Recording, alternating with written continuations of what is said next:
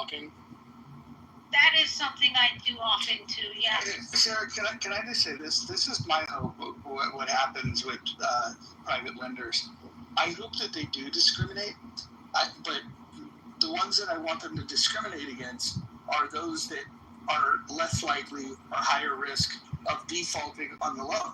And so, yeah, I want people to have their credits scrutinized, so then they can make assessments of whether or not it's wise to give them this loan or not. And so, if the end result of that ends up meaning that an identity group has a larger percentage, that's just that's something that I'm willing to accept, because the number one thing is, and I don't care how it turns out, other than just making sure that we're doing this on the basis of credit worthiness. If you don't have credit worthiness, they shouldn't give you a loan. And the previous way was allowing. Hey, Rob, you're not these black or low-income people or just poor people that don't know about credit. Like they have no credit. Like when you're 18, a lot of black people don't even know what credit was. They have bad credit. So like they're not going to qualify. That's for the simple fact that they didn't have a parent that they could attach them to their credit card that they could help them get credit 18. But now you're getting punished for a lack of knowing, a lack of knowledge in the system that you've been systemically held back in. Like I think on the surface, I get what you're saying, but when you really think about it, like they shouldn't. It's not okay, right?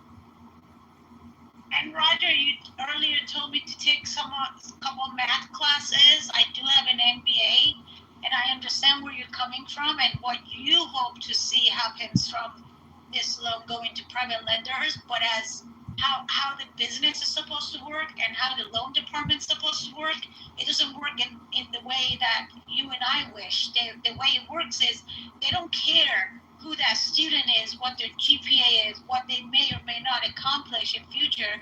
They're going to look and see, what does this person have that they can hold on to as collateral damage, before wanting to lend the money to them. And that is absolutely going to affect our. This is really bad. I don't know. Wait, hold on. Absolutely. No, hold on. And Nick, it's not your turn to speak. And if you interrupt again, you're going to be removed from the room. I love that. We're not bringing you back up. You're just a fucking retard. Period. Sarah, so here's the issue, right? If you were the bank, if you were lending money, don't you believe that it's your right to establish the criteria for assessing? Definitely. Okay. And the way I'm gonna place that, characteristics of it is going to actually contribute directly into systemic racism and systemic classism. That's how I'm going to do it. Wait, hold on. I want to respond to the retard in the chat.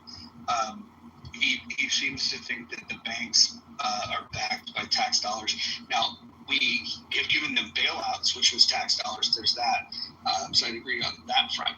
But I would bet this moron thinks that FDIC comes from taxpayer dollars. I would bet that this moron believes that.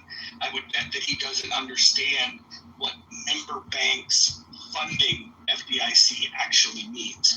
I would bet that this idiot he does know. Okay, so explain to me, Nick, from the chat. No, I'm not bringing you up. You're an ignorant fool.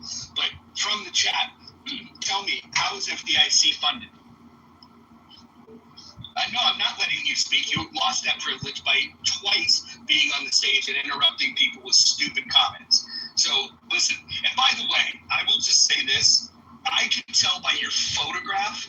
I can tell by the way that you carry yourself in that photograph that you are a fucking retard. I can make that assessment. Go ahead. Yes, I'm judging you. That's a limp dick blunt, by the way. Yeah, he should look at the blunt that I'm smoking in my PCR. That one's.